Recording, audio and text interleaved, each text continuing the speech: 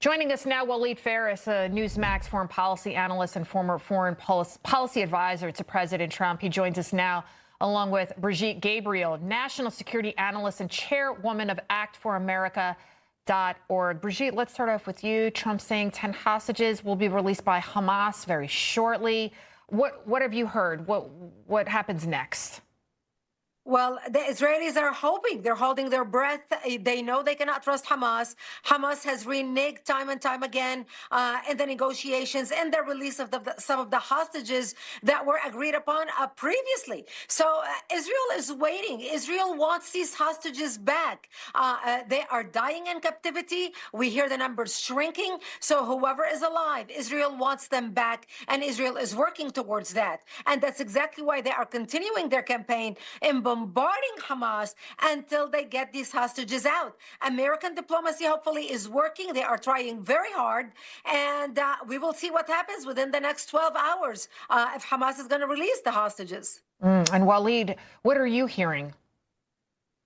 Well, number one, the story of Hamas should have ended long time ago, under the year and a half under President Biden.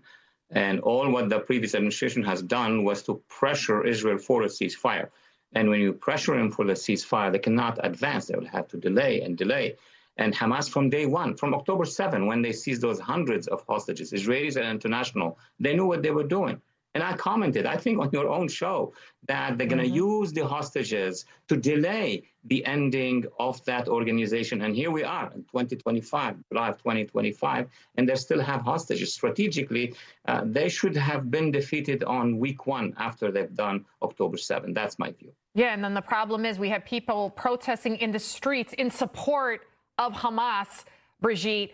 NBC News also reporting this week on a new U.S. assessment, which found only one of 3 Iranian nuclear sites were destroyed, saying Iran can resume Iranian enrichment within months. But President Trump, he posted on Truth Social today that all 3 nuclear sites in Iran were completely destroyed, obliterated. What do you think about the fake news, the media, always trying to downplay all of Trump's wins?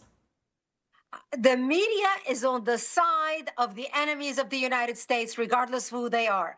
They hate President Trump so much that they would much rather stand with the terrorist regime and basically demean the military of the United States. Remember, they are not just putting down President Trump. They are putting down our amazing and incredible military officers who conducted that attack, who were trained for that attack, who trained for years and carried that attack successfully to completion. And look, the bombs we dropped on these sites, I come from Lebanon. I know what a 500-pound bomb, the damage then that can cause, because I have been the recipient of hiding under a wall with explosions of 500-pound bombs. You can only imagine what a 30,000 bomb does. And they dropped a minimum of 14 of those bombs. There is no way anything is left.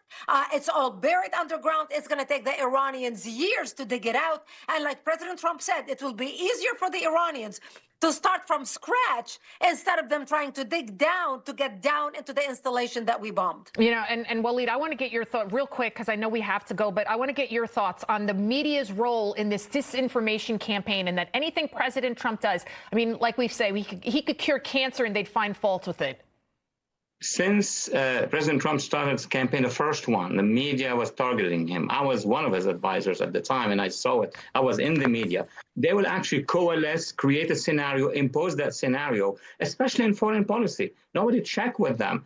And I think that there are financial influence involved in some hostile forces against us who would influence our own media. Look, there are investigations happening now about the 2016-17 period, and then a lot of information I expect from that. Waleed and Brigitte, we got to leave it right there, and thank you both.